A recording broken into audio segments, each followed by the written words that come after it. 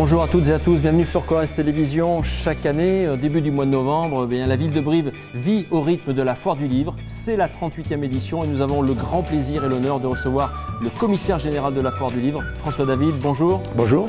38e Foire du Livre, c'est votre seconde et véritablement, comment vous l'appréhendez cette 38e édition ? Vous qui en avez connu bien d'autres, puisque vous êtes aussi briviste d'origine. Oui, bien sûr, j'étais même dans les équipes des premières Foires du Livre.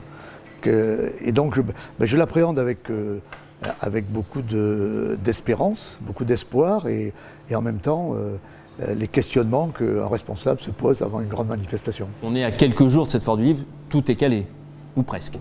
Quand tout est prêt, tout commence. C'est un peu ma devise. Et donc tout est à peu près calé. Et maintenant, il va falloir gérer les différents problèmes de dernière minute et qui ne sont pas toujours les plus simples à gérer. Alors, je voulais qu'on commence un petit peu cet entretien avec l'avis du commissaire général entre deux foires, puisque vous avez terminé celle de l'année dernière, et c'est une année aussi où il faut la préparer, faire parler de la Foire du Livre. Je sais que vous êtes allé sur d'autres salons, ça fait partie de la démarche et du travail de commissaire général. Oui, la Foire du Brive est une foire originale. Je m'en suis aperçu en allant sur les autres salons. D'abord, on est une des plus petites villes de France qui organise des foires de cette envergure, et on est de plus la ville qui organise la foire la plus importante de France, après le Salon du Livre, la foire où il se vend le nombre de livres, un nombre de livres assez considérable. Voilà. Alors l'idée, ça a été bien sûr de faire le bilan de l'année dernière, qui a été une foire tout à fait exceptionnelle, avec nos problèmes avec le train, avant, pendant, pas après, mais avant, pendant. Et nous avons fait le bilan de ce qui a marché, de ce qui n'a pas marché, ce que font tous les responsables.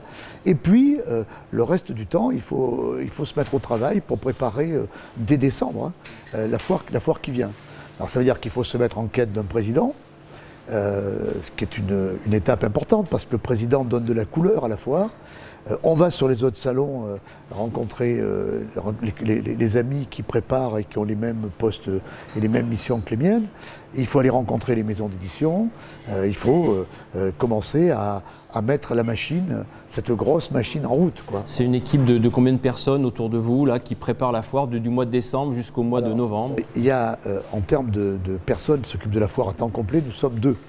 Et puis il y a une personne qui s'occupe et de la foire et des résidences. Et ensuite les autres personnes sont des personnes qui travaillent pour la mairie de Brive et qui viennent plus ou moins précocement avant la foire, en général au début de l'été, et ensuite d'autres équipes en septembre.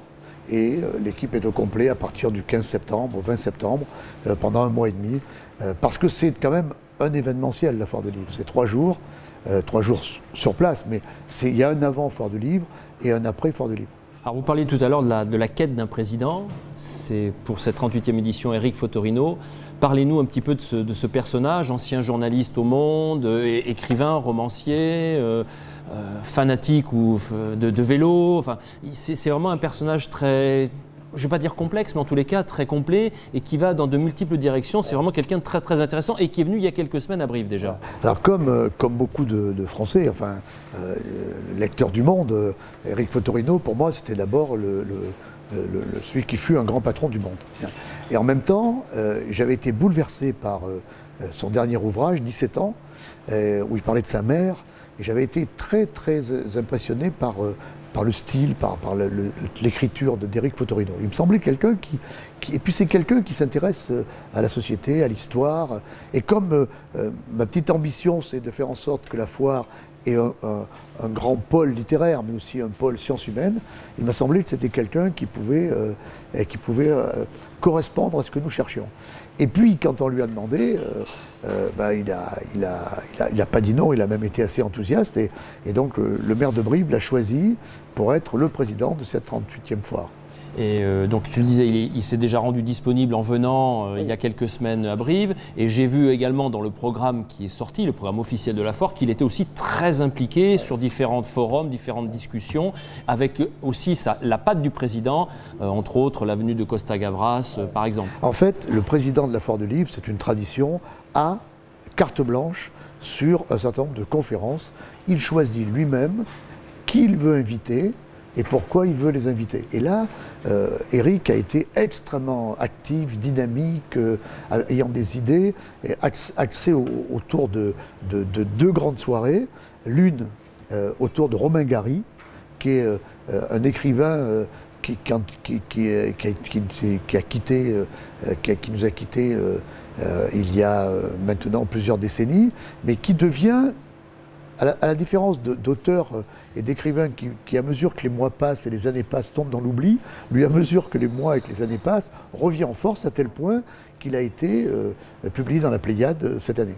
Donc on a une grande soirée Romain Gary, et puis une grande soirée Costa Gavras, qui nous permet d'être en partenariat avec le Rex et avec Romain Grosjean et ses équipes, et qui va donner, je crois, 2 belles soirées à la foire, et 2 belles soirées qui donnent une certaine couleur de ce que souhaite Éric Fotorino.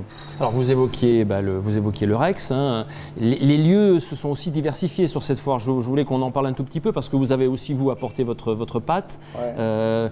Bon, il y a le théâtre, bien sûr, la place de la Guerre, la médiathèque, le Rex, mais petit à petit, la foire s'ouvre sur Brive et sur d'autres lieux brivistes. Alors l'idée qui m'a animé, c'est de me dire que la foire, ce n'était pas seulement 3 jours, c'est le rendez-vous de tous ceux qui se passionnent pour la littérature, pour la poésie, pour d'autres secteurs, sur la ville de Brive toute l'année. Et je suis de ceux qui pensent que la qualité d'une manifestation dépend beaucoup de ses racines. Et donc, il m'a semblé qu'on pouvait s'appuyer sur des brivistes qui toute l'année se battent pour faire vivre leur passion et qui pourraient avoir eux aussi leur point d'orgue au moment de la foire. Alors, ça m'a frappé beaucoup au niveau de la poésie. C'est qu'à Brive, il y a un prix Mallarmé.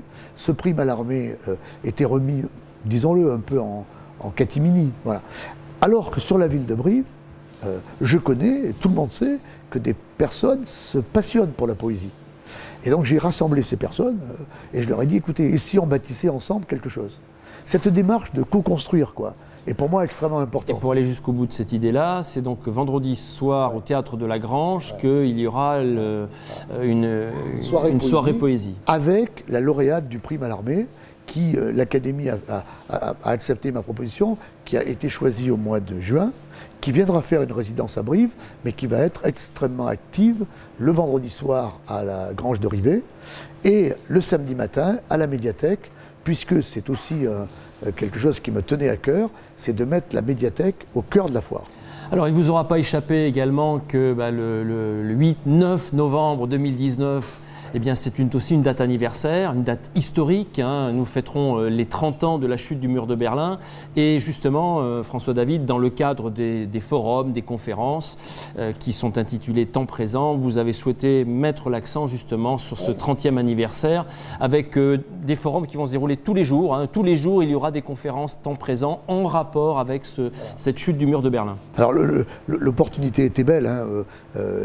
Temps présent, je l'ai créé l'an dernier en disant il faut que la foire parle aussi de ce que la littérature traite de l'actualité. Et il se trouve qu'il y a 30 ans, je me souviens très bien, c'est bien ce que j'ai fait ce jour-là à la foire du livre, le mur est tombé un jour de foire du livre. Et c'était l'occasion de se demander ce qui s'était passé pour les jeunes générations, mais aussi ce que ce dernier grand événement du XXe siècle a changé dans le monde depuis 30 ans. Et qu'est-ce qu'aujourd'hui le monde peut dire de ce qui a bougé depuis cette chute du mur? Donc on a cherché à faire un cycle de conférences, il y en aura 7 je crois, à la fois historique, avec le professeur Grosser qui viendra rappeler ce qui s'est passé et ce que cet événement a bougé dès l'année 89, et puis ce qui s'est passé depuis 89 et qui est la conséquence de la chute du mur. Alors on aura un grand débat et je suis très fier d'avoir pu monter ce débat, entre Andreï Gratchov, qui a été le porte-parole de Gorbatchev, et Hubert Védrine, qui lui était à l'Élysée à ce moment-là. Donc on devrait avoir un moment fort. On aura aussi un moment fort avec Laurent Godet, qui nous dira... ancien président de la foire également. Ce que l'Europe a comment dirais-je, ce que l'Europe a pu faire de cette chute du mur, ce que l'Europe a modifié, ce que la chute du mur a modifié dans l'histoire de l'Europe. Et on aura aussi, pour conclure, enfin, des écrivains vont venir parler de leur vision du mur. Et puis on conclura par une très grande conférence d'Amin Maalouf, qui dans son dernier livre, Les naufrages d'une civilisation, nous montre bien que la chute du mur a bougé l'Europe, mais pas que, et que d'autres parties du monde ont été aussi impactées par cette chute du mur. Merci François David. Voilà, on peut aussi souligner quand même l'énorme machine et remercier tous les bénévoles. Je pense que 150 bénévoles, voilà, 150 bénévoles qui vont travailler donc pendant 3-4 jours sur cette foire du livre, sans qui elle ne pourrait peut-être pas avoir lieu. Donc c'est vraiment un très très gros travail. Merci de nous avoir accordé cette interview et puis on vous souhaite une excellente foire du livre et vous serez de toutes les réunions, de tous les forums présents également pour coordonner tout ça avec vos équipes et en tous les cas on souhaite une excellente réussite à cette 38e foire du livre de Brive. Merci à vous. Merci.